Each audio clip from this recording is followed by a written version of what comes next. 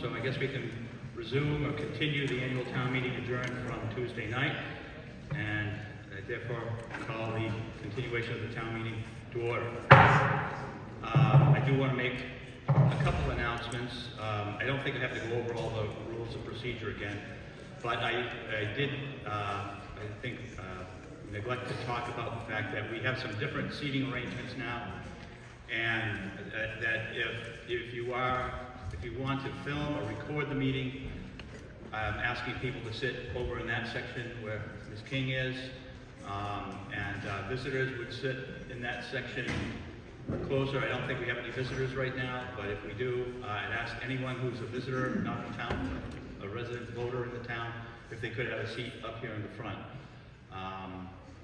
So I think we're ready to start, and I think we should start the meeting with the Pledge of Allegiance. I'd like to, unfortunately I didn't get the names of the scouts that were with us last Tuesday night.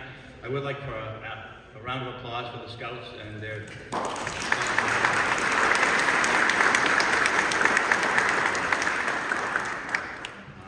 Derek Condon is the scoutmaster. I'll get their names and report back at the next meeting. I guess I'll do it. Everyone please rise.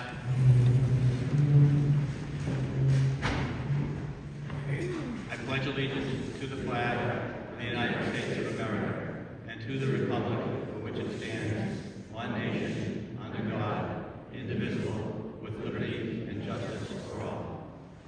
All right, thank you all. Thank you all for coming out tonight.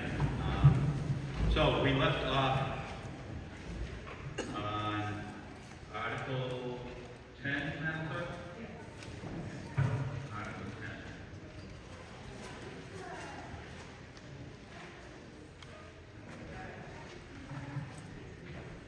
To see if the town will vote to appropriate from the PEG access receipts reserved account the sum of $130,140, funds equal to 5% of Comcast's gross annual revenues in Townsend for the first and second quarters of fiscal year 24, subject to receipt and availability, and authorize Board of Selectmen and Town Administrator to expend and distribute said funds to Townsend Community Access Media, Inc. on a quarterly basis for the purpose of annual funding of the production and broadcast of public educational and government PEG access television on terms contained in a certain grant agreement between the Town of Townsend and the Townsend Community Access Media, Inc., effective September 15th, 2020, or take any other action in relation thereto. Is there a motion? Mr. Moderator, Mr. Shen.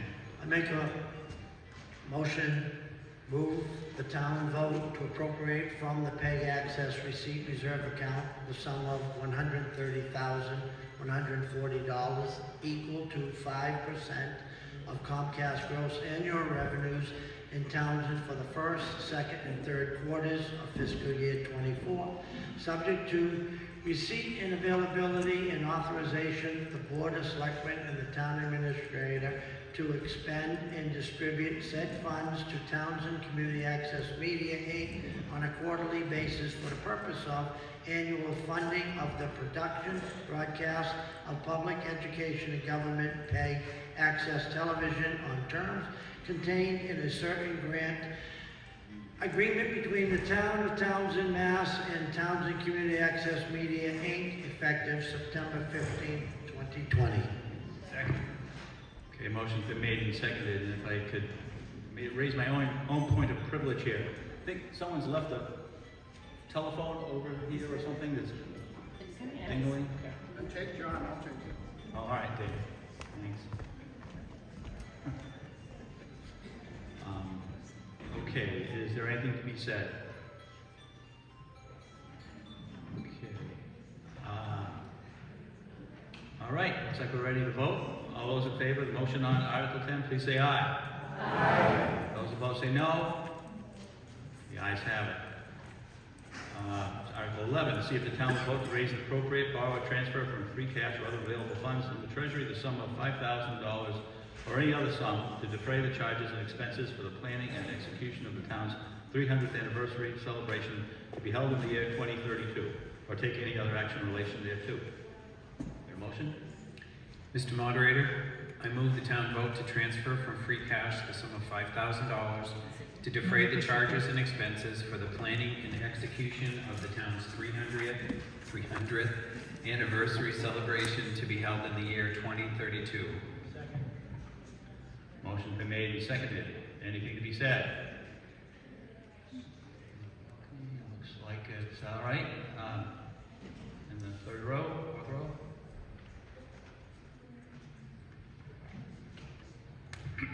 Victoria Janicki, 14 Old Battery Road. Just curious how we're going to use the money. It's, a few years before we're actually going to have a celebration. Understand the usage. Okay, so the question comes on motion. Mr. Slagle?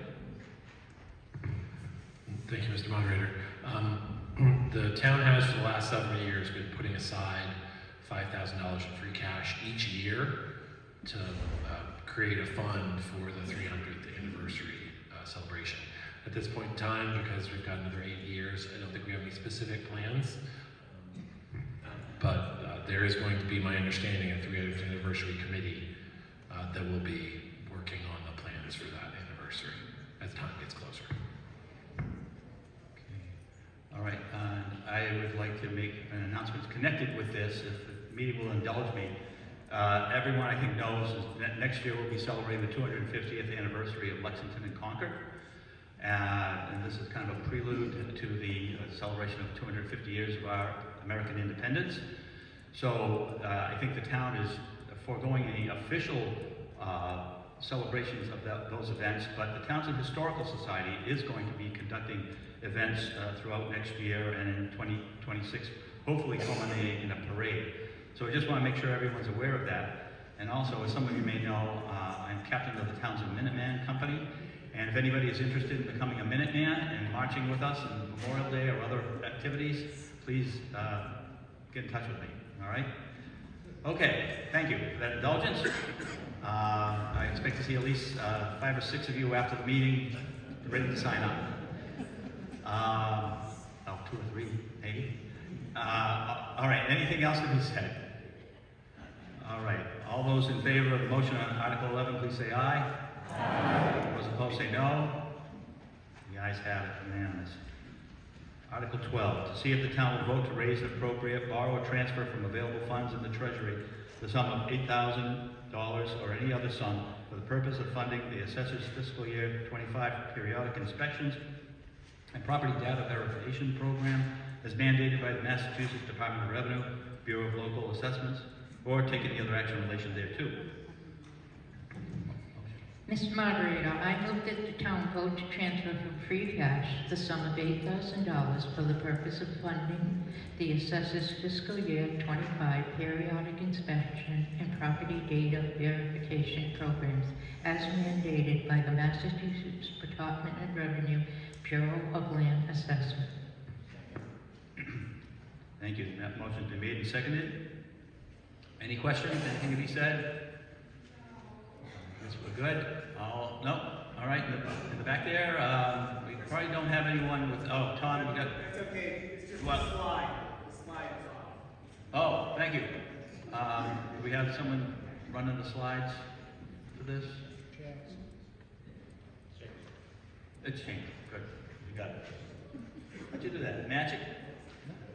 Oh, all right. High technology stuff. Okay. I guess that was a point of order.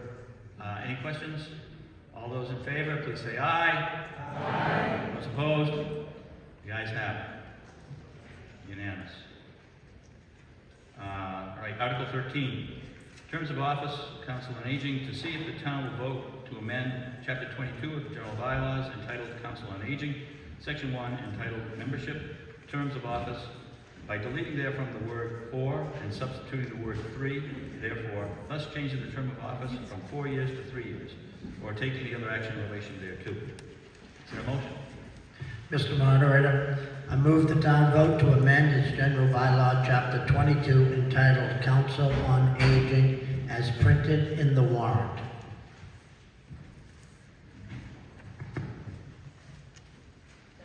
Okay, there's a motion made and seconded. Everyone has a copy of the warrant, right? So you see what the motion is, basically what I read. Any questions, comments? Ms. Cal?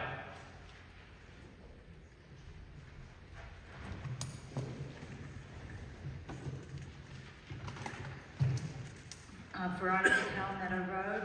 I'm on the bylaw committee, and all this change in the bylaw does is make the bylaw match what's actually in practice.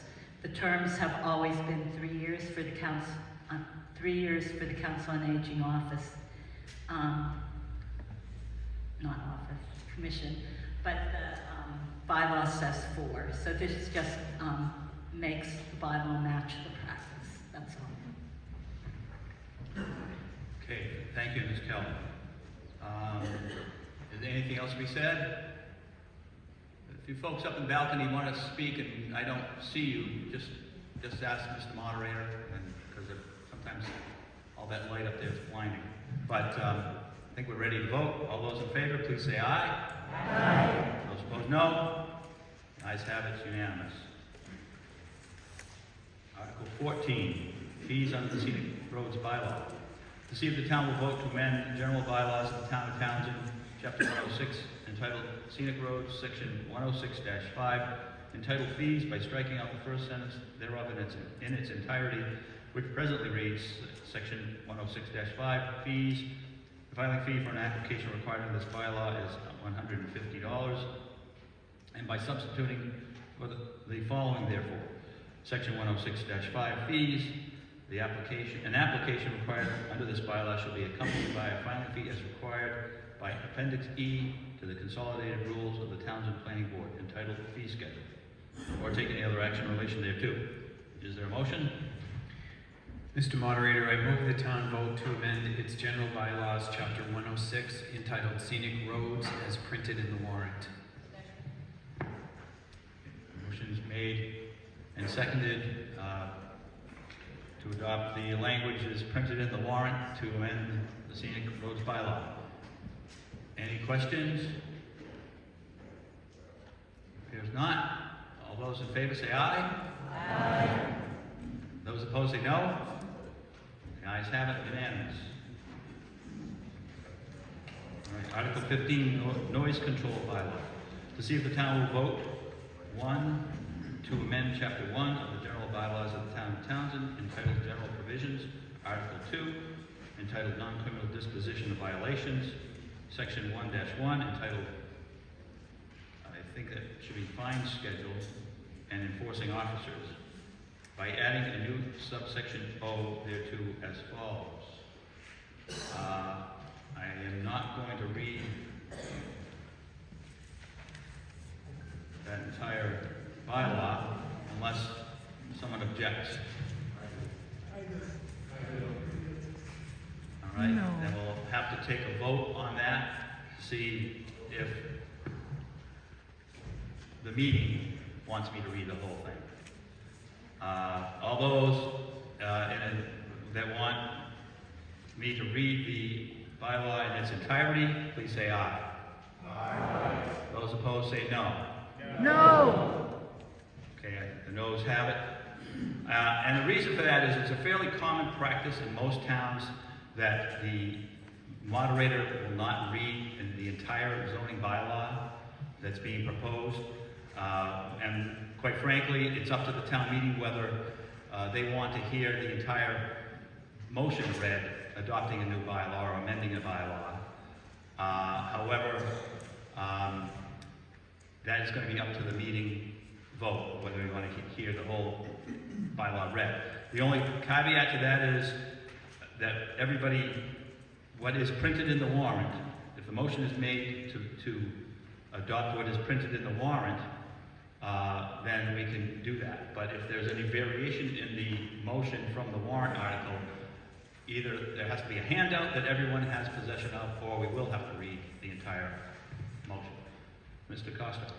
Thank you, Mr. Moderator. If I could, I'd just like to raise a point of order. So the article that you read in part, which begins at the bottom of the pages aren't numbered, but that page of the warrant You read Roman numeral lowercase 1, which amends section 1-1 of the existing bylaws by addressing enforcing officers and the fine schedule for noise control.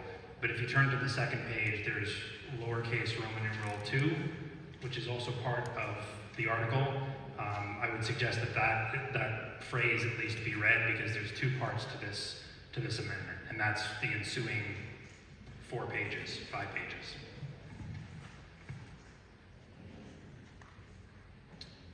Okay, so this is a 2-part article that's amending non-criminal disposition of violation and fines. Is that for the noise article particularly, or is that? So, Mr. Moderator, the challenge here is that what the proposal is, as a part of Article 15, is to create a new noise control bylaw. But as part of that bylaw, it would only make sense to identify the enforcing officer for the bylaw and to identify any associated fine schedule. But the enforcing officer identification and the fine schedule is in an entirely separate section of the existing bylaws. So this article is doing 2 things. It's amending that existing section to identify the enforcing officer and the fine, and then it's creating a new section with the actual substance of the noise control bylaw. Okay, thank you, Mr. Costa. Appreciate that. I think, does anyone have any questions about that? Okay, good. All right, so on whether or not I read the entire motion, or rather the entire article, all those in favor of my reading the entire article, please say aye. Aye. Those opposed, say no. No. Okay. The ayes do not have it. I'm not going to read this article, and I'm going to ask if there a motion. Yes, Mr. Moderator, I move the town vote to amend General Bylaw, Chapter 1, entitled General Provisions, and to amend General Bylaw by adding a new Chapter 83 entitled Noise Control as printed in the warrant.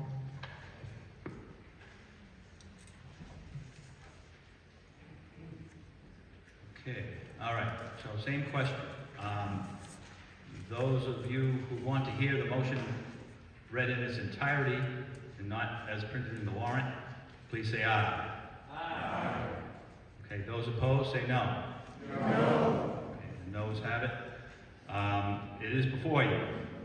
Has everyone got a copy of the warrant with the bylaw before them? Does anyone have any questions? And perhaps someone, oh, I know, we also need a report from the planning board. Is there a report from the planning board?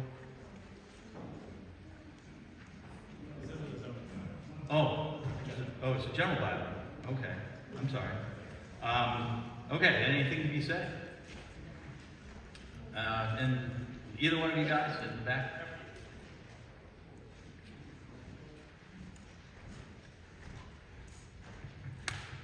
Dan Schmitz from 31 Shirley Road. So I'm just asking if the subsection or section 83-5 covers something like if we have a power outage and someone's running an open frame generator to say run an oxygen machine or run the furnace of their house. Is that covered there, or could they get fined the next day? Question comes on motion about section 83-5 exemptions. And So if you look at 83-5 subsection F, so emergency work including but not limited to the operation of any mechanical device, apparatus, vehicle, or equipment used in connection with that emergency would protect any kind of emergency situation, so generators or any other emergency work that had to be done. okay, comments come on the motion. Sir, did you want to speak? I'm all set. They're all set? All right, Ms. King? Tom, down here. The mic. Thank you. Yes, I was noticing in the bylaw, there's a section about dumpsters being picked up in residential areas must be done I can't remember if it says 6 or 7 a.m. I'm concerned about that one because even though there's residential areas, there are multifamily homes or people that have dumpsters. And Shaw's, as far as I know, they do their dumpster run around 3 a.m. throughout the town, regardless of where the dumpsters are located. And I'm thinking that having this will disrupt Shaw's from being able to pick up the dumpsters during the time period that they usually do, and this will have to change their business practices, as well as, it's difficult. I can imagine that it's difficult to move a dumpster when people are starting to try to go to work and school buses and things like that, to be backing into residences, even the multifamily residences that have dumpsters. So I'm thinking I'm really concerned about that section of the proposed bylaw. Questions come on the motion regarding commercial trash collection hours? Is there anyone? All right. Do you want Eric or Veronica?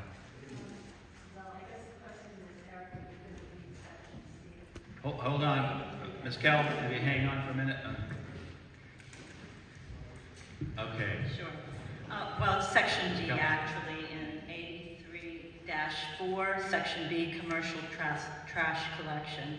Vehicles used for the collection of trash, rubbish, refuse, or debris, such as but not limited to commercial compactors, are permitted to operate on any point of public or common right-of-way for vehicular traffic between the hours of 6 a.m. and 8 p.m.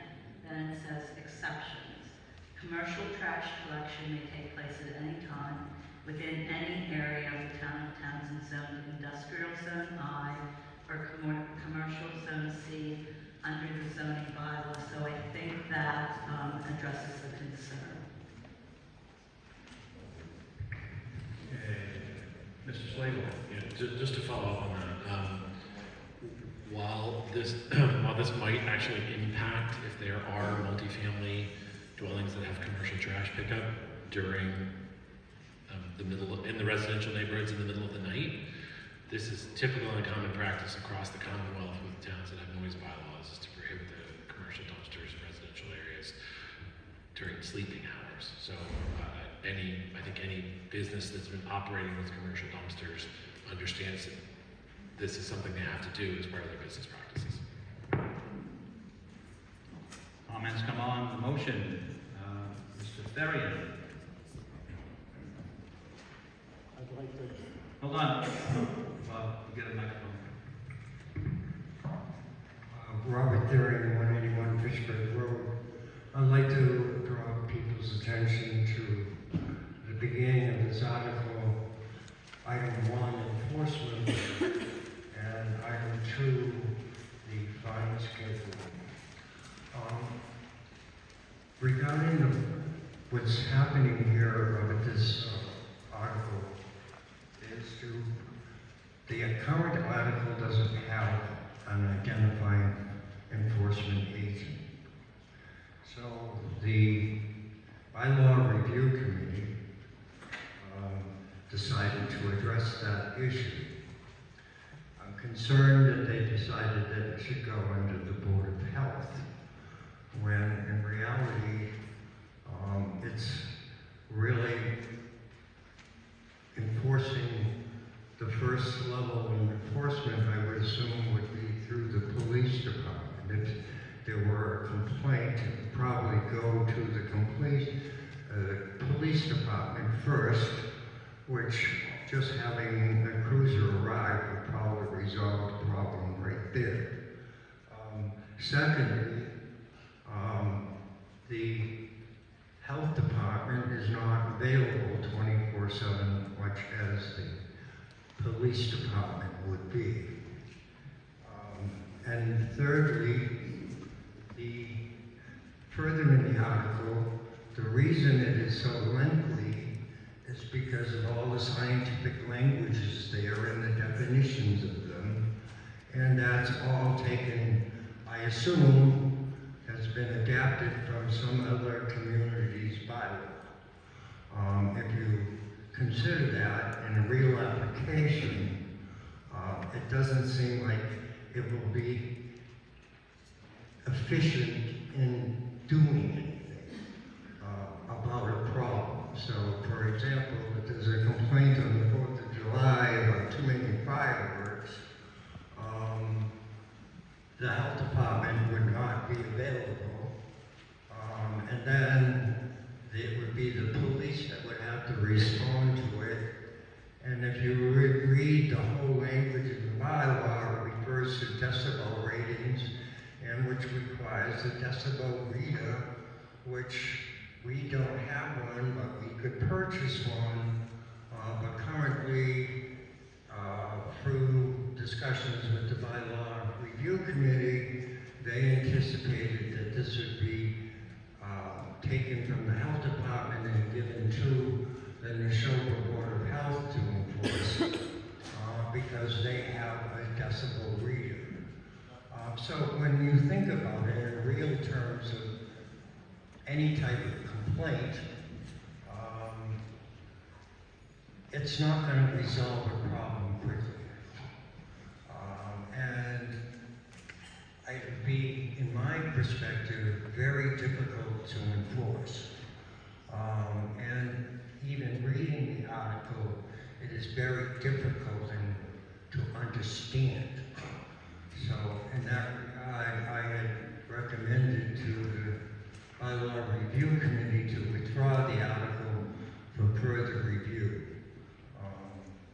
However, I wanted the public to understand and put this in a real everyday perspective. And so I do think we need a sound ordinance. However, this one, as written, does not seem, in my opinion, to be able to deliver what the intent is. Thank you.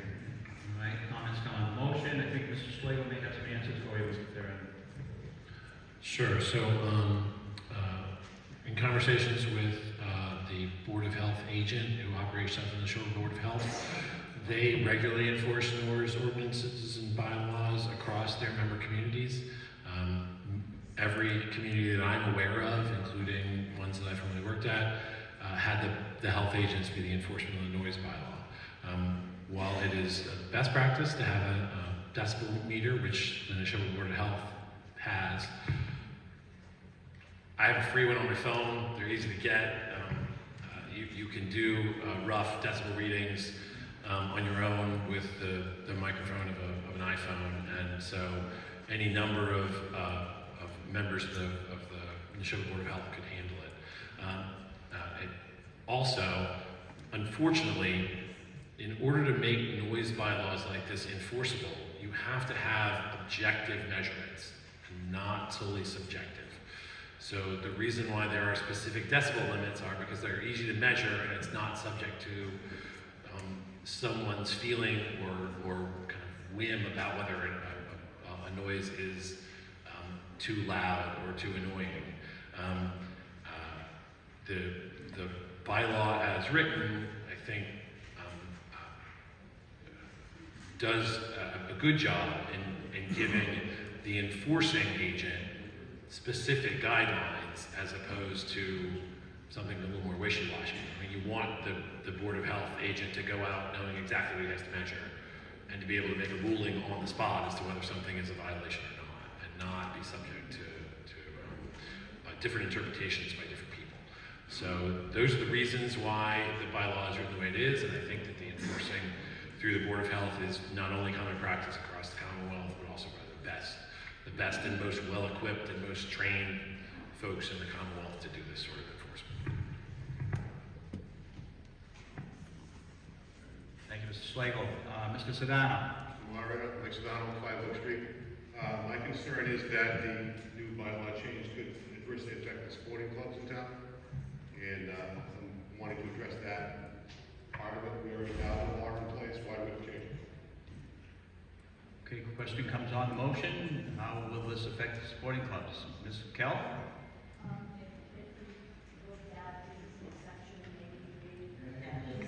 Oh, yeah. Please use the mic. Veronica Kalman. If you look at section Section 83-2, and you go down, it says therefore, number 4, no person shall discharge any gun, pistol, or other firearm within 500 feet of a dwelling, provided that this section shall not apply to the use of such weapons in the lawful defense of the person, family, or property, or in the performance of any duty required by law, nor to the firing of a salute or cannon or artillery by permission of the town administrator, nor to public or private shooting galleries, which would be sporting clubs, which have been inspected and approved by the chief of police. So if you have like the regular sporting clubs around here that are approved and inspected and permitted, it's not an issue. You can't have a private one that hasn't been inspected by the police or permitted by the town. So it would affect that. Mr. Sedano? Follow-up? Thank you for that explanation. Concerning the fines for this excessive sound that you travel, I've been in Tivoli Park and heard this what was shooting firearms on the far reaches of Ash Street. Somebody could easily complain and take out a complaint against the Sporting Club with this new sound ordinance and the feature permit. Just concerned that we could maybe go to file. Have you thought this all through? Comments come on the motion, and we do have a few other hands up. I know there's a gentleman in the back. Do you have your question dealt with? Okay, all right, well, Mr. Bueller, and then over there, Mr. Bueller. Mike Mueller, Tyler Road. I have in prior... Hold on, Mike, get the mic. Mike Mueller, Tyler Road. Years ago, I was on the planning board, and I have either authored or co-authored 3 of our current bylaws. I know the difficulty of writing bylaws. I prefer, this is very obtuse. I have tried reading this 3 times. It's very difficult to follow. I would prefer it being in plain English. Another comment, as the lady had, 83-2, there's 3 lowercase i's, 3 lowercase 2's. These all should be numbered so you don't have to guess which one we're talking about. But and in general, I would support a noise bylaw. We all know there are situations where there is really unwarranted noise. However, it's difficult to quantify this. For example, in here it says noise is 10 decibels above background. Well, Tyler Road, we have no noise at times unless there's a car going by. It's basically the noise of nature. I've got a rooster, a standard size rooster, and his crow is ear piercing. And it's well above 10 decibels above ambient. But those are not my main objections. This business of the gun issue, this is a public safety issue. 500 feet of a dwelling. This is already prescribed in these unconstitutional state laws that we have, oppressive regulation of our constitutional right to own and bear arms. And I don't know any gallery that's inspected by the chief. Townsend brought a gun. I'm a former officer of the club. We have a very rigorous interview process for new members.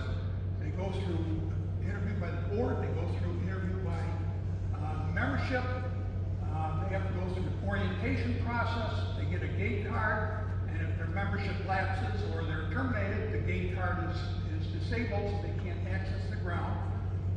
We are very conscious of the neighbors. We have a self-regulating noise law of our own. There's no shooting before 9 a.m. and no shooting after sunset. It's very simple. And I just, this business of 500 feet, this is public safety, this is not noise. And I'll tell you, here is my fear when I'm coming down to. This is a backdoor approach by the Board of Health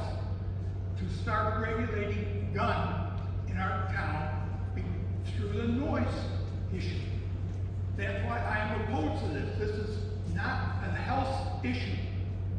This is a public safety issue, and one less thing that we need to have our liberties taken from, which is intentional or unintentional or potential intrusion into more of our constitutional rights. These are reliable. You ask the police, they're not afraid of legal gun owners. They're afraid of illegal gun owners. And I would ask that this be voted down, have this section removed, have it put written in plain English so that an average person can read it.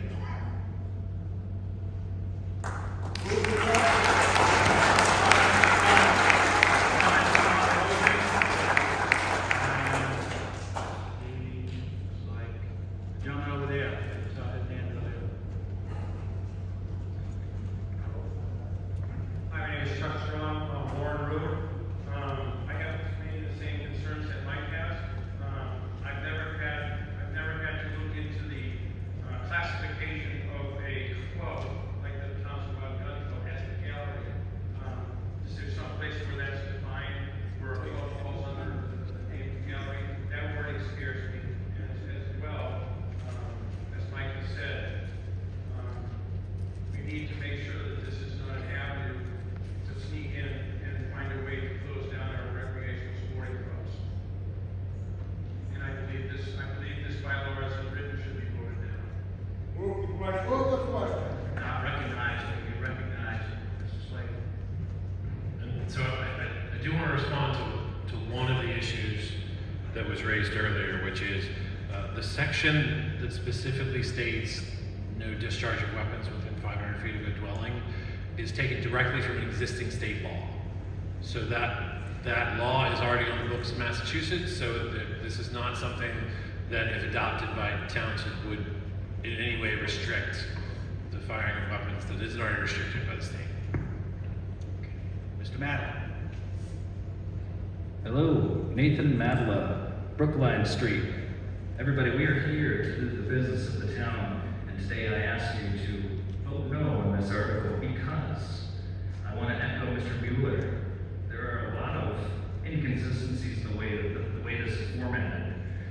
I really would have liked to see the changes rather than just the whole new proposed bylaw. So it's kind of non-transparent, and I can't in good conscience vote yes or something unless I know exactly what's changed. So, Mr. Town Minister, Mr. Slade, we do have a current bylaw on the books, correct? No noise bylaw? There is no noise bylaw on the books. That is a completely new bylaw to be passed. So, Okay, so then I would say that this be gone through a little bit more meticulously and bring it back to the floor. Thank you. Churchill.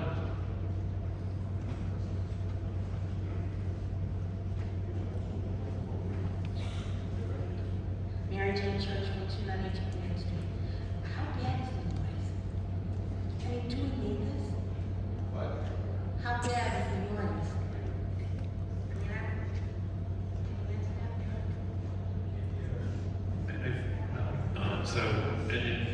I guess I could say, in my time as town administrator, I had multiple people ask me why the town does not have a noise bylaw. Okay, but is noise, I mean, are people upset about the noise level?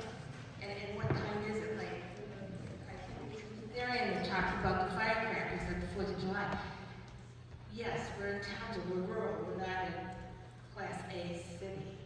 I can get it if we had high rises and people were, bombing their music and their TV, but how is this going to affect the chainsaw? How is this going to affect the gun laws? How is this going to affect the party at graduation? It's going to have a lot of music, and are people going to, is this going to affect those kids that are graduating $100 each? Just. Questions come on the motion. And Mr. Smith, I couldn't tell if your hand is up or you're just resting it on the support there. Your hand is up. All right, Mr. Smith. Move the question. All right. Motion's been made to move the question. This, if it passes, will cut off debate. All those in favor of moving the question, please say aye. Aye. Those opposed say no. No. The ayes have it. All right, the article is before you, and I think we're probably gonna need the counters, but let's try it first time around. So this is a general bylaw, so it requires only a majority vote. All those in favor of the motion on Article 16, please say aye. Aye. Those opposed say no. No. Noes have it. All right, Article, sorry, that was 650, right? Yeah. 15, 16. Okay, Article 16. New general bylaw for outdoor lighting.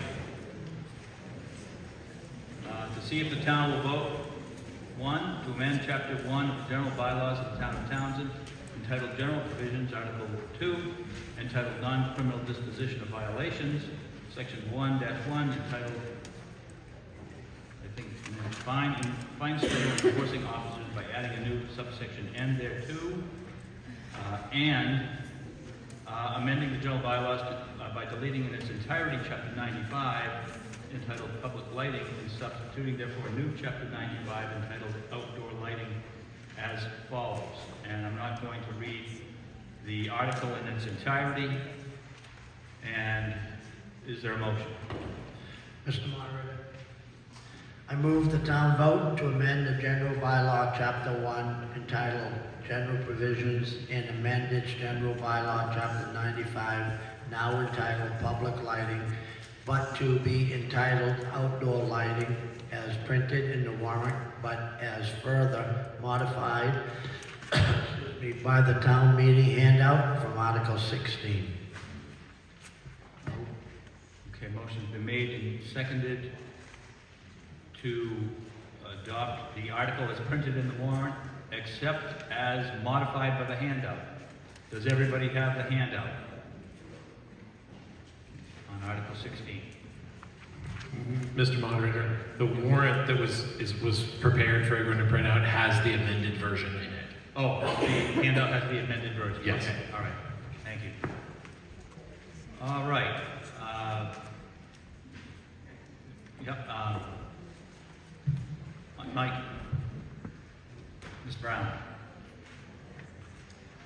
Hi, I'm Michael Brown of Gilchrist Road. I am also a member of the Bylaw Review Committee.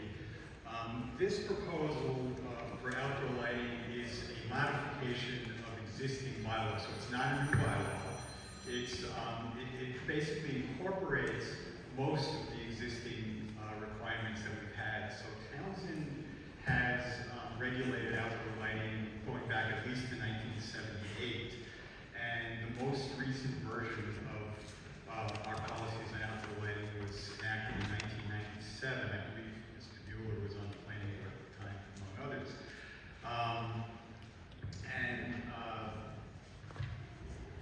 Basically, let me just very briefly explain what the current bylaw is, and then I'll explain what's being changed. So the current bylaw has 4 goals.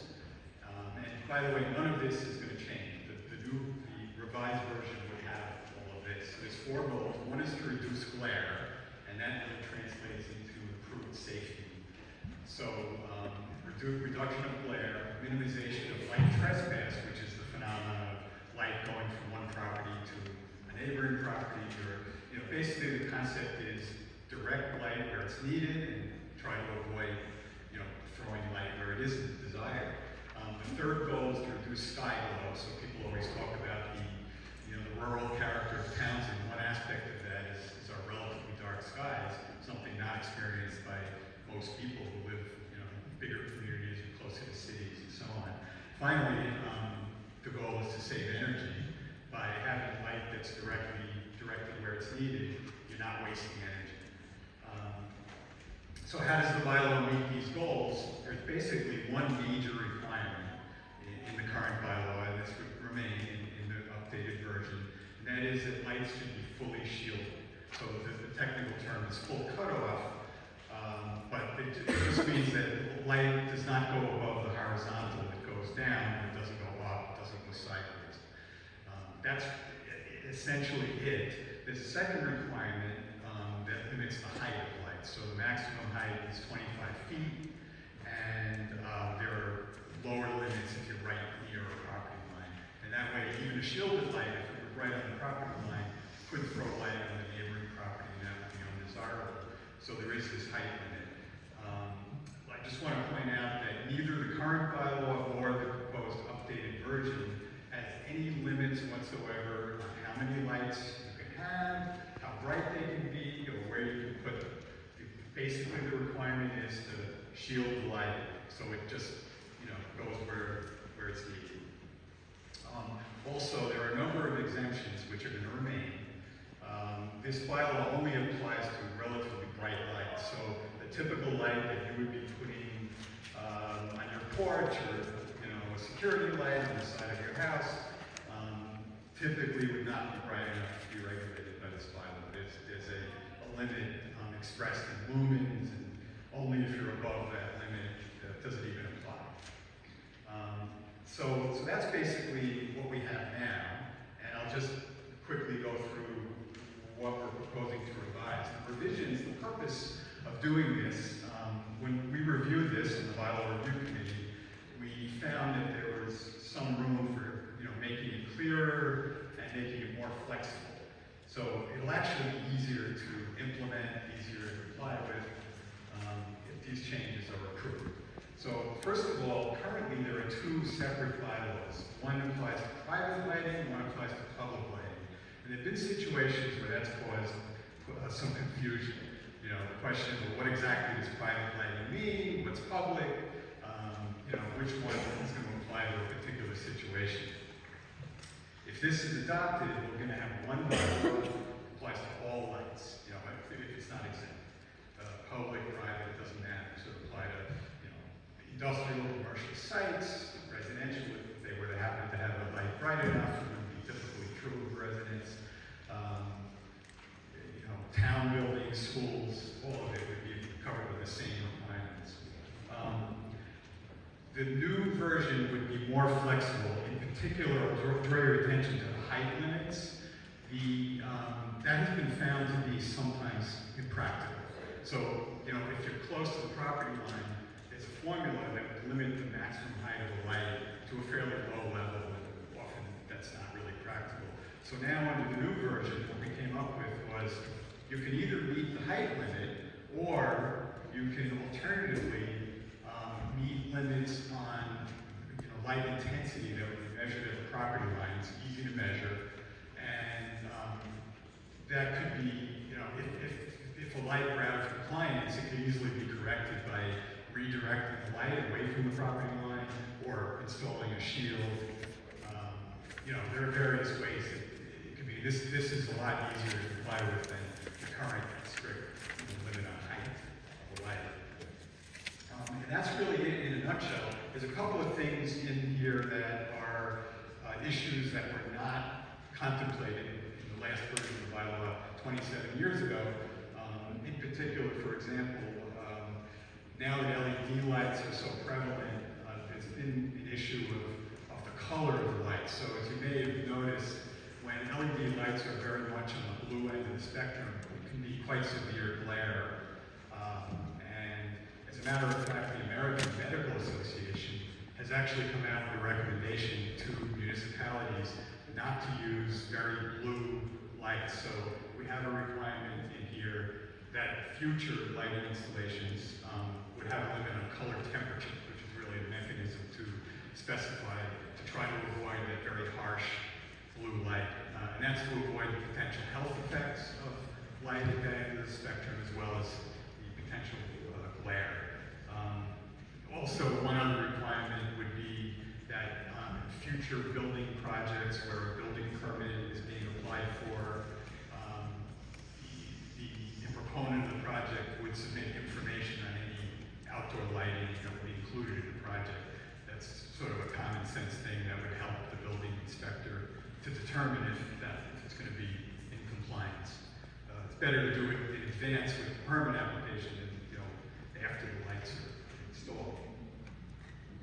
So that's basically it. In a nutshell, it's all of the provisions of the current bylaw were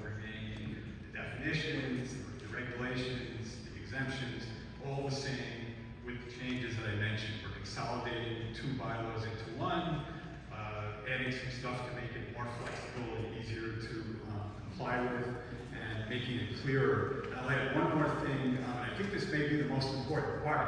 If you look at the article, at the end, there are a series of diagrams, and to me, that's a really great improvement because it will help everybody here, and as well as a future building inspector, to really understand the type of lighting that is consistent with this policy, which is or is not consistent with the policy.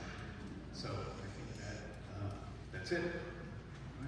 Thank you, Mr. Brown. Presentation and questions on the motion. In the front here.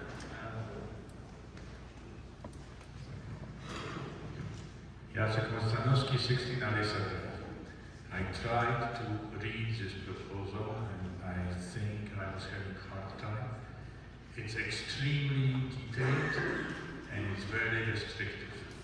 The light color that was just mentioned a moment ago is limiting our choices to 2700 Kelvin. If you go to a store like Home Depot, that's the lowest end of the spectrum. There are specialized sources which are lower than 2700, but in general 2700 is pretty much what you can get in average store. So that's first limitation. The other limitation is what we already actually have in the existing Bible, which says that light fixtures should be so placed or hooded that the light source itself shall not be directly visible at any point beyond the lot lines of the premises illuminated.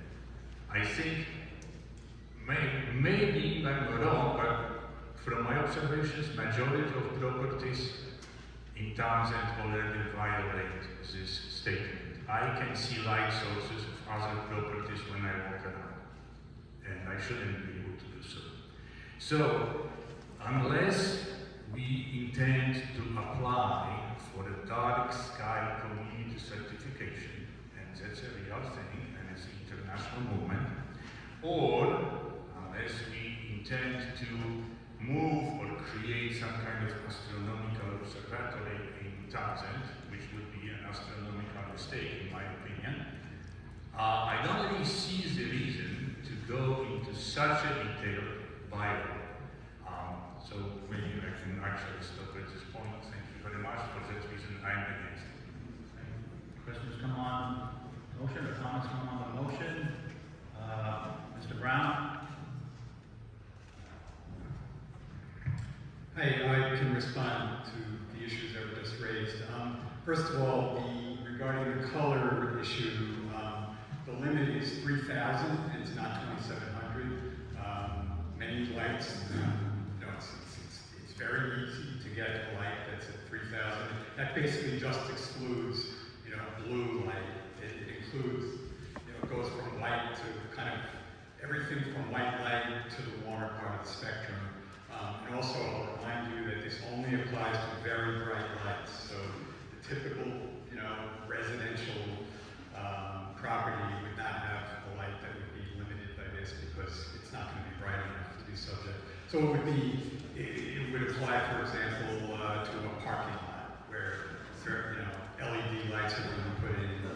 And yes, we are saying we prefer that it would be not blue lights, we prefer 3,000. Now the town has been following this policy for many years. All of the projects, the street lights that were installed about 5 years ago, all of the projects for energy conservation that have been implemented with green community grants, which involved exterior lighting, fire stations, all of the schools, and so on, has been 3,000 K or less, and there was no problem getting those lights, and in fact, I think they look really good. Now, as far as the thing about not seeing light off the property, it's true that practically no light meets that standard. That is not the current bylaw. The current bylaw is included in this, so most of what you're seeing here is the current bylaw. It's just that we're consolidating the public and private bylaws into one. And again, the requirement is to shield the light. It doesn't say it can't be visible at all at the property line. It just has to be shielded. That's the requirement. So if anything, adopting this proposal would take the current bylaw and make it more flexible and easier to comply with. Comments come on the motion. I think Mr. Shepherd, if you want to first defer. Yeah, just a question. Mr. Ryder. Can you hear me now? A question relating to historic lighting in historic districts, like the lights on our bridge over the on South Road, or the light shines all the way up, things like that. Is there any carve-outs for historic districts, historic buildings that might want to have, you know, things as they were as opposed to modern lighting? Question comes on the motion. Mr. Brown, try to respond to that. In answer to that question, there's not a specific exemption for historic type lighting. However, there are many types of historic lighting that would meet these standards. For example, now the lights that are on the South Street Bridge does not comply, although they're not bright at all, so it's quite possible that they're below the threshold for even being regulated. But if they're very bright, yes, the intent is they should be shielded, and there are all kinds of historic lighting that meet that requirement. So there would be no reason to say, oh, we have to pick, you know, the type that is not shielded. We could easily pick the type that is shielded and achieve that historic, you know, atmosphere. So kerosene lamps are safe. Okay. Mr. Shepherd. Thank you, Gary Shepherd. My question, maybe it's tucked in here somewhere, but for the existing businesses, the existing homes, the existing lighting that's in town, does that now have to comply, or is it pre-existing non-conforming? Or if they lose a light or they lose a ballast, does then that have to comply, creating some disparity in the lighting program, whether it be in a parking lot or on a building? Question comes on the motion regarding its grandfathering of lights. Mr. Brown.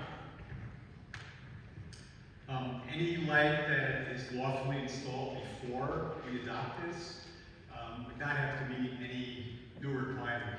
So in terms of shielding, I mean, theoretically, anything installed, you know, since probably 1978 should have been shielded. So we don't have a specific grandfathering of that requirement, but anything that wasn't, you know, that's new here in this proposal, such as the color, temperature, would only be effective upon replacement of a light or installation of a new light. Comments come on the motion. Mr. Shepherd.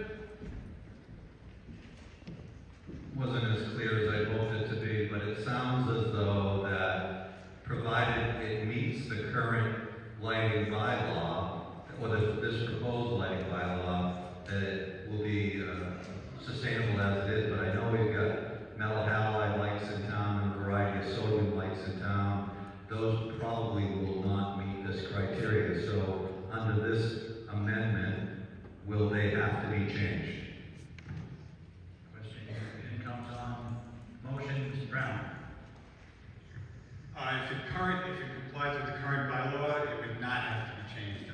As far as metal halide, or, you know, I don't know what the color temperature of metal halide is, but in any case, only when it's replaced or when it be newly installed would it have to be the newer requirements. Comments come on the motion. Mrs. Barrett.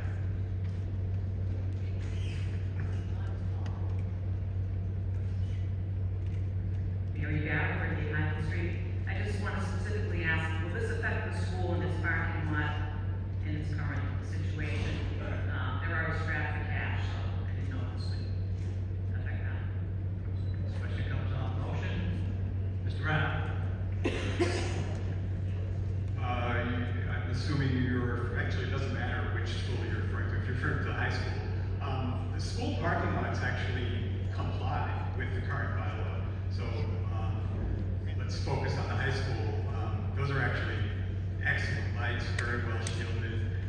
They are full cutoff lights, so they meet the bylaw, and there wouldn't be any need for the school to change it. Any comments, answers, come on, questions? Sir, in the middle back there. Bill Goodhue, 227 South Row Lane. 900 lumens is a 60-watt light bulb, and I'm an old guy. I need light. Floodlights, I'm going to have to replace them all at 60 watts. I mean, a 100-watt floodlight isn't that big a deal. I don't think. Sorry. Question comes on, motion. Mr. Brown again. So, yeah, you're not prohibited from installing a floodlight. I mean, that is right, but, you know, yes, some floodlights would be subject to regulation. So if you were to install a new floodlight, for example, and it was above 900 lumens, and you're correct, I don't know how many watts, but 60 watt, equivalent incandescent, all you'd be asked to do is to pick one that's shielded. In other words, not an uncontrolled, because an uncontrolled floodlight at that level of brightness, could adversely affect neighboring properties. And so, yes, and that's the current requirement. So that's nothing new. That just carries over from the current bylaw into this new version, which is simply a consolidation of public and private lighting requirements. Comments, come on, motion. Tim? Hi, Carol Hofstas, 14 Melissa Drive. I just have a question. Since I'm technically challenged and I don't know one woman from another, but on your picture, this here, it looks like my lights are unacceptable. Like, that looks like a picture of the floodlight on my garage and my little light on my lamppost. So does this mean if my light bulb goes out, I have to replace the lamps? I don't understand this whole thing. Mr. Brown, I suppose you didn't expect the Spanish Inquisition. Go ahead. Changing a light bulb is not subject to the bylaw. It applies when you replace a light or install a new light. So, that's when you would have to meet the requirements. And again, if it's a new light and you're putting in a floodlight, it can be as bright as you want. It can go anywhere you want, but it should be shielded, at least for the future installations. I got a gentleman in the back. Right there, in the back. Mike Kelly, Forest Lane. Two questions. One, if you drive around town, some blue light bulbs on some of these fixtures that are outside. Using the word blue, if we're supposed to replace those. And the second question would be, I do a lot of design for security systems for businesses, and white lighting outdoor is very important. And I know there's been some struggles of getting business into town. But I think this bylaw will kind of affect some of the perimeter security some of these businesses are supposed to put in. Some of them have corporate standards. My concern is that white light, which is encouraged because obviously it's a lower energy consumption, but we encourage the light to pass the property perimeter itself to detect people coming across. So I'm a little concerned that may affect some businesses trying to move in. Motion, I don't know. Is there any? Response to that? Mr. Snake? John, the stage is before South Road. Move the question. Question's been made, move the question. This will cut off the debate. It is approved. So all those in favor of moving the question, please say aye. Aye. Those opposed say no. No. The ayes have it. All right, it is before you. This is a town bylaw requiring a majority vote. All those in favor, please say aye. Aye. Those opposed say no.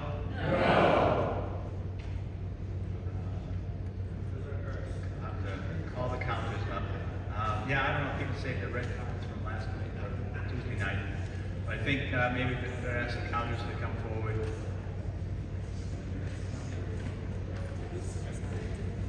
And if I could, John and Brian, if you could count just that side, I'm going to switch this up a little bit. Ask if you guys could count this section and the balcony, all right? And if you guys count this side of the hall and the stage. If you can count together if you guys could. And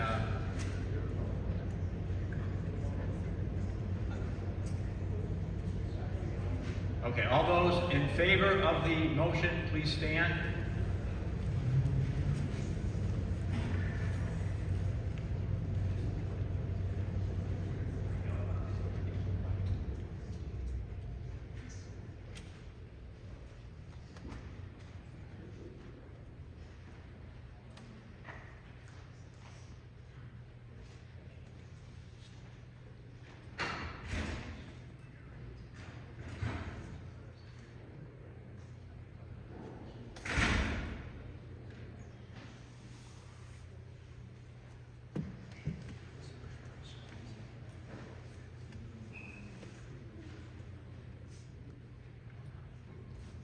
You guys just count this side of the stage.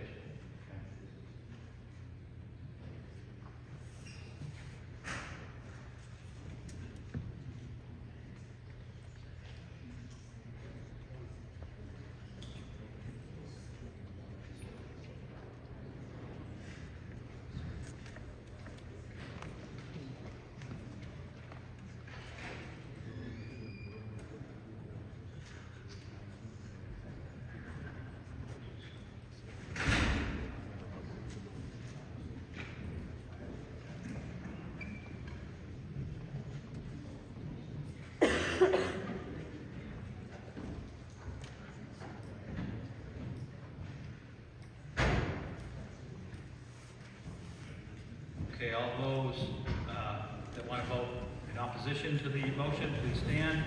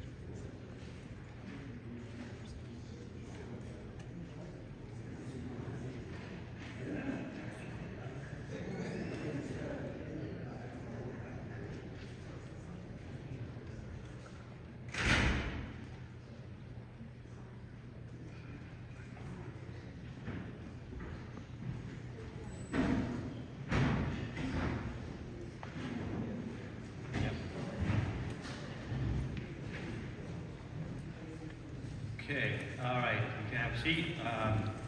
All right, all those in favor of the motion were 39, and those opposed were 61, so the motion does not carry.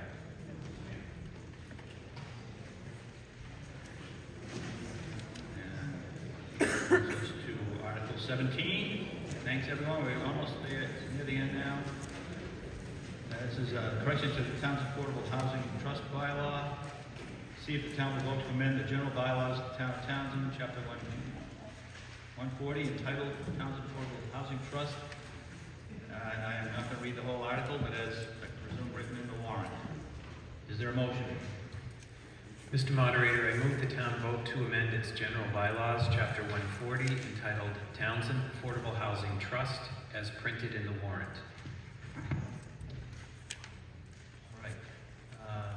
anything to be, there was a second, right? No. Okay, all right, anything to be said, Ms. Kell?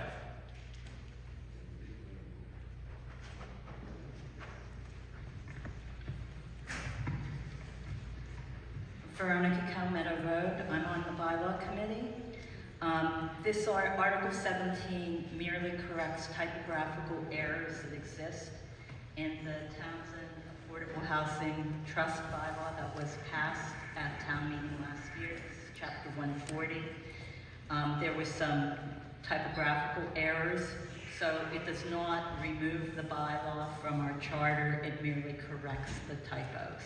So Mass General Law, Chapter 4, Section 48, should have been typed as Chapter 4, Section 4B. Mass General Law, Chapter 44, Section 5C is referred to in the bylaw, and it should have been Section 55C. And in another section, Section 15 of the bylaw, it referenced Article 7, Article 13, and Article 12, and those should have been Section 8, Section 14, and Section 13. So the purpose of this is just to correct those typos. That's it. Thank you. Comments come on the motion? Yep.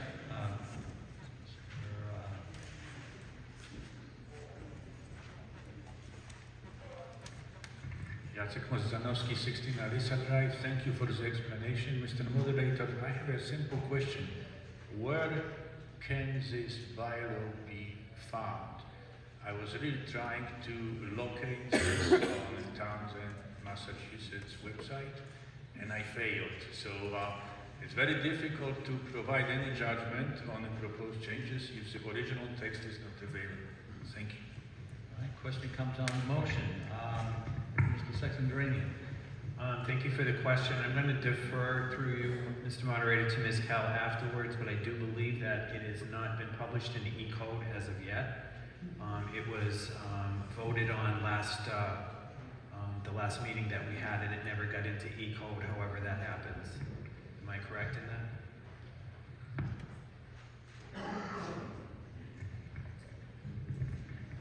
Veronica Calmetto Road. Yeah, that's correct.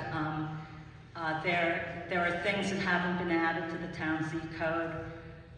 Just backing up a little bit to special town meeting, there was an article to appropriate $14,500 to update RE code, and it failed. So I'm not exactly sure how this gets into the E code, but if you look in your in the booklet, the annual report, it has last year's town meeting minutes in there, and if you want to see it, you can just open that book and it's in there, because last year's town meeting warrant is in the annual report. So correct me if I'm wrong, the town, this is the general bylaw, right? It's not on the website? No. Mr. Moderator, that's correct. I have E-code up as we speak. E-code is careful in its publication in all municipalities where it publishes the code to state that it's not an official version of the code. In fact, I think you can see in the town clerk's desk there's a bound version of what is the official version of the code. And so when town meeting or special town meeting adopts a change to a general bylaw or even to a zoning bylaw, that is sent to the Attorney General's office. When the Attorney General approves it, it is then posted as the law requires, and then it becomes effective.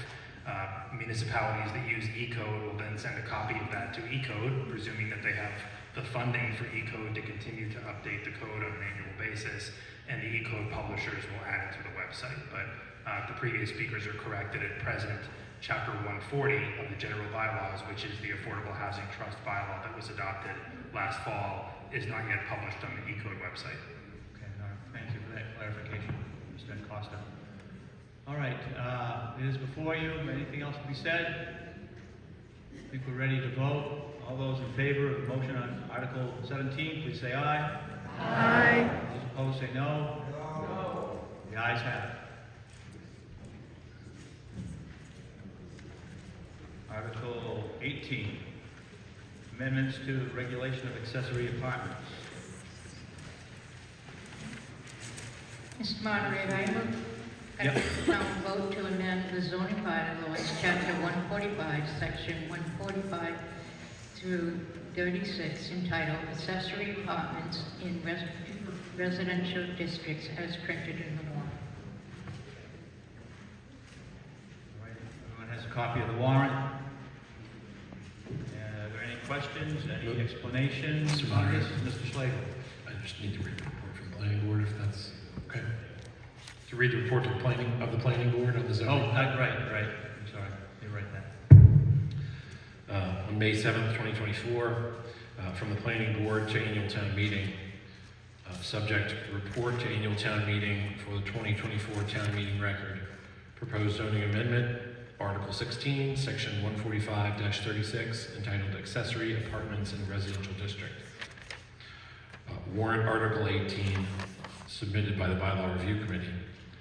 In accordance with General Laws, Chapter 40A, Section 5, the Planning Board held a joint public hearing with members of the Bylaw Review Committee on Monday, April 1st, 2024, to review a proposal submitted by the Bylaw Review Committee to amend zoning bylaw Article 16, Section 145-36, entitled Accessory Apartments in Residential District. The Planning Board voted unanimously to recommend adoption for the following reasons. Number one, the Bylaw Review Committee submitted the proposed amendments to Section 145-36 of the Townsend zoning bylaw to the Board of Selectmen for the 2024 ATM warrant as part of their charge of reviewing the codified bylaws of Townsend. The board received no verbal or written opposition to the proposed changes from the public at the public hearing. Number two, the board found that the proposed changes to the accessory apartment bylaw in residential districts consist of administrative and clarification edits. Upon review of the merits of these proposed changes, the board found the intent is to reduce redundancy in the application process and create a more efficient process for applicants. Number three, under the District Local Technical Assistance Grant Program, the Town of Townsend has executed a contract between the town and the Massachusetts Regional Planning Commission to survey the citizens and use that input with technical assistance to update the accessory apartment and residential district bylaw. The goal is to provide further amendments at a future 2024 town meeting. Thank you, Mr. Moderator. Thank you, Mr. Slagle. All right. Is there any questions or comments on the motion on Article 18? Guess we're ready to vote. Oh, question down here. Tom?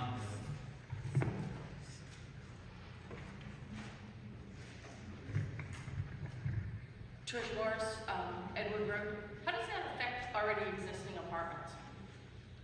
Question comes on the motion. Mr. Slagle? Thank you, Mr. Moderator. Because this is a zoning bylaw, pre-existing apartments are grandfathered in under the pre-existing bylaw. Questions and comments come on the motion. I think we're ready to vote. All those in... No, Mr. Therian.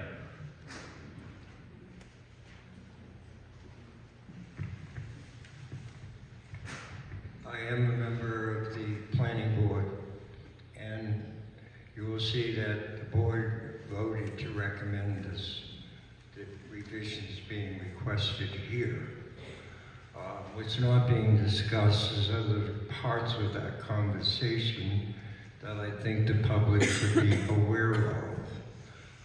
So, as a member of the planning board, we do agree with the changes being made and why they are being made.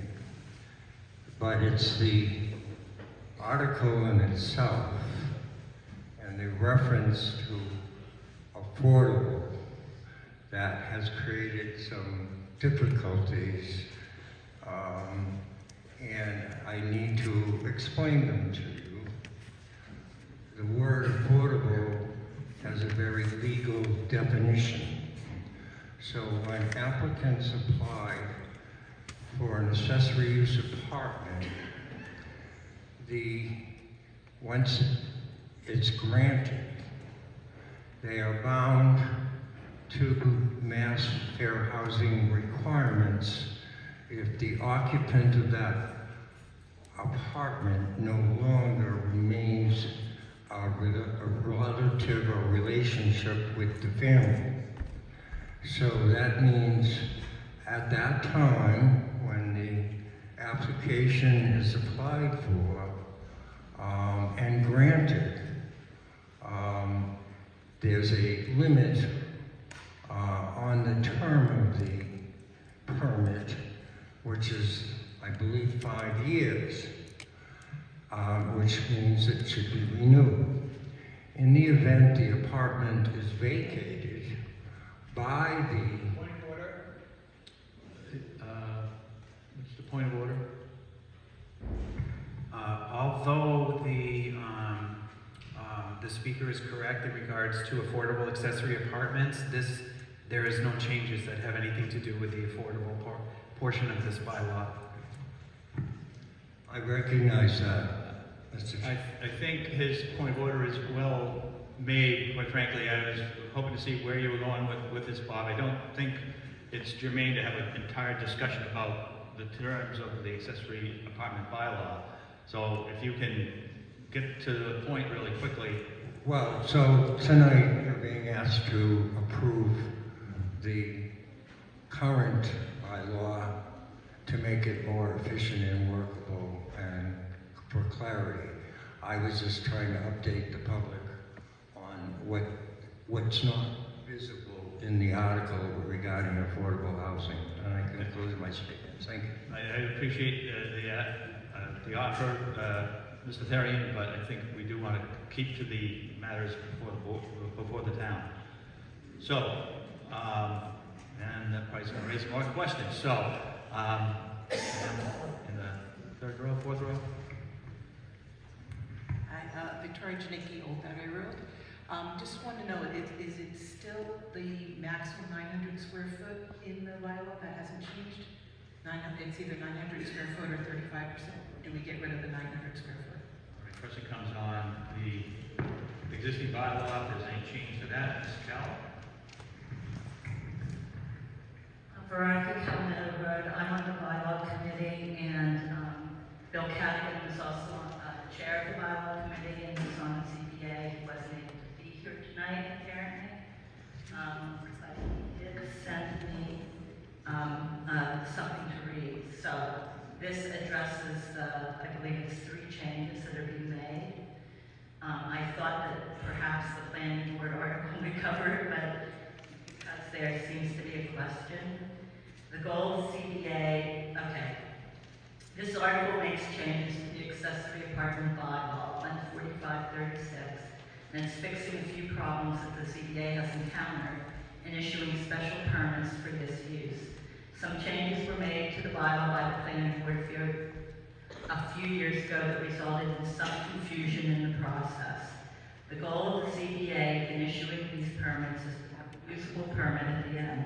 The Board of Health has been supplying reports to us regarding any changes to the existing septic systems they require, but the bylaw appears to require that the septic system upgrades be complete before the permit can be issued. This wording is being fixed so that they just need to know that the Board of Health says, yeah, it can be done, but once they get the permit, they do the changes, not before. In addition, there's been some confusion about adequate means of ingress and egress to the accessory apartment, and the CPA is not experts on the building code, so we are asking for a note from the building department that these proposed means of ingress and egress are compliant. This will prevent us from issuing a permit that bounces at the building department, wasting a lot of time. Finally, the size of the apartment in the current bylaw is limited to a maximum of 800 square feet. The old bylaw would permit a larger apartment, and the permit was only valid for 5 years. Thus, it is possible that a permit could be renewed that has a larger apartment. So we are adding a phrase that the applicant would not have to reduce the size of their apartment to comply with the new bylaw. Thank you. Any comments come on the motion? Anything further to be said? Mr. Therian.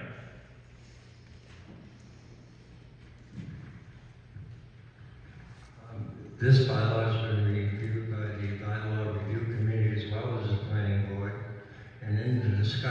questions from the planning board.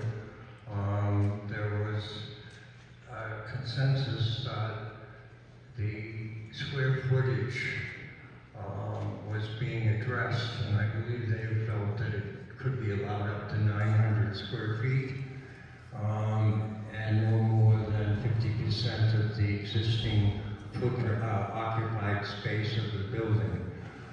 That doesn't seem to appear in this warrant article, but based on the planning board's review, we felt that with the current social situation with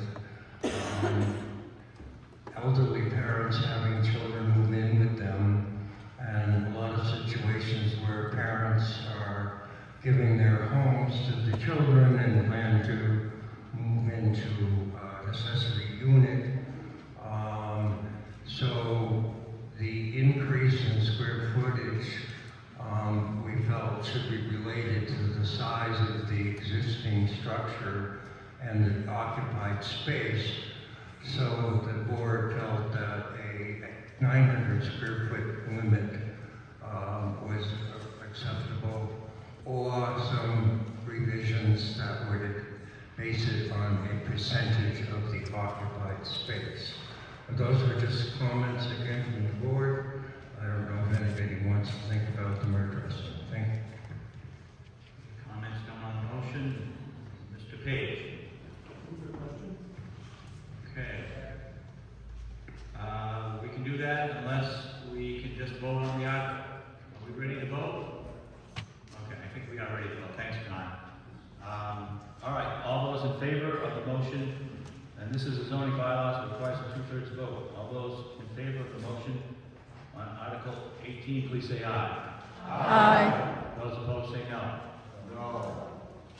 I'm going to rule that that does carry by a 2/3 vote.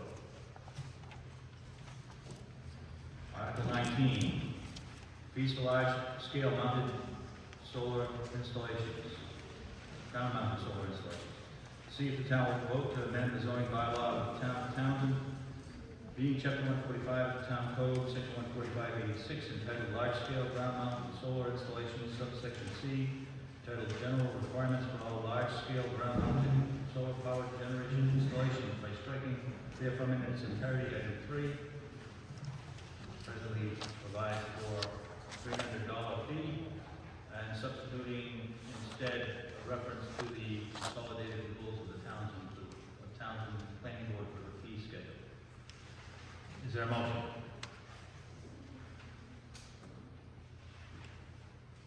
Mr. Moderator, I move the town vote to amend its zoning bylaw, chapter 145, section 145-86, entitled Large-Scale Ground-Mounted Solar Installations, as printed in the warrant.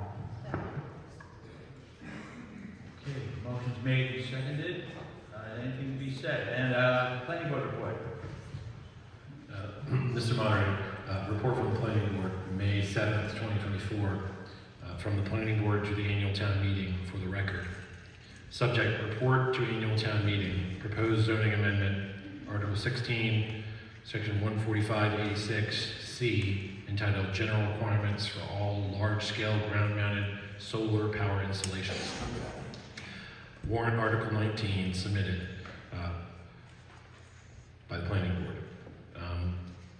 In accordance with General Laws, Chapter 40A, Section 5, the planning board held a public hearing on Monday, April 1st, 2024, to review a proposal submitted by the planning board to amend zoning bylaw Article 16, Section 145-86, Renewable/Alternative Energy, Section C, entitled General Requirements for All Large-Scale Ground-Mounted Solar Power Installations.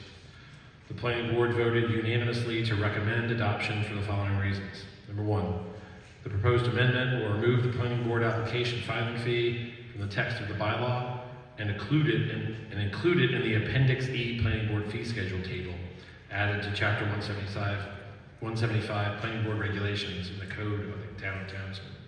Number 2, the proposed change will allow for application fees for ground-mounted solar installations to be changed through the typical process of amending the fee schedule through a planning board public hearing and board vote.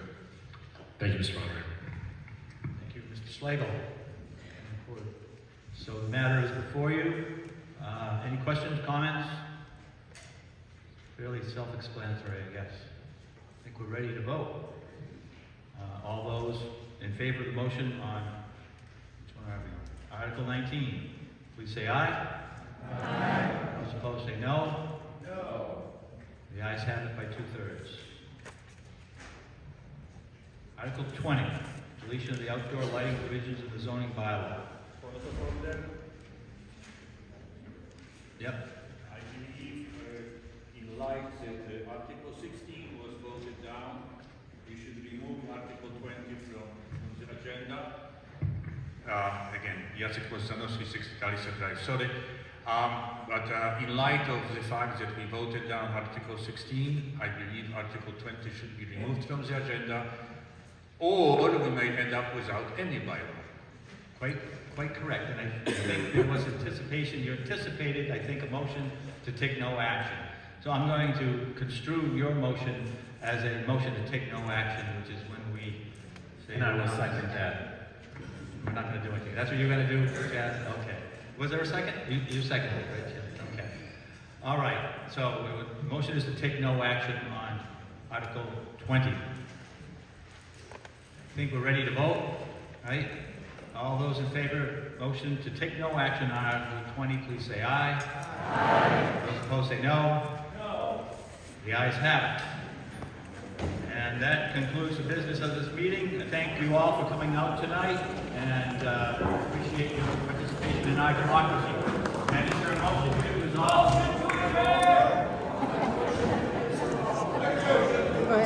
All those in favor say aye. Aye. Those opposed say no.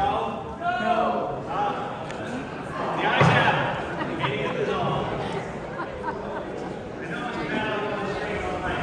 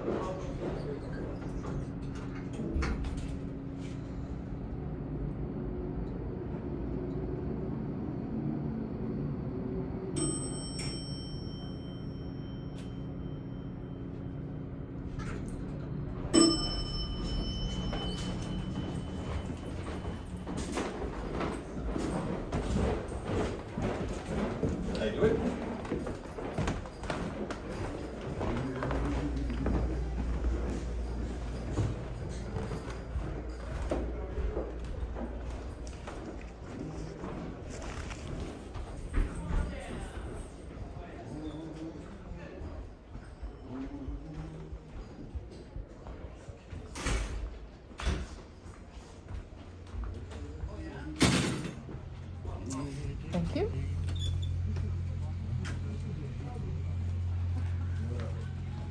I don't think those lights meet. Come on. What's its temperature? That's funny. We measure its Yeah, that's over the lumens or whatever it is. Oh my goodness.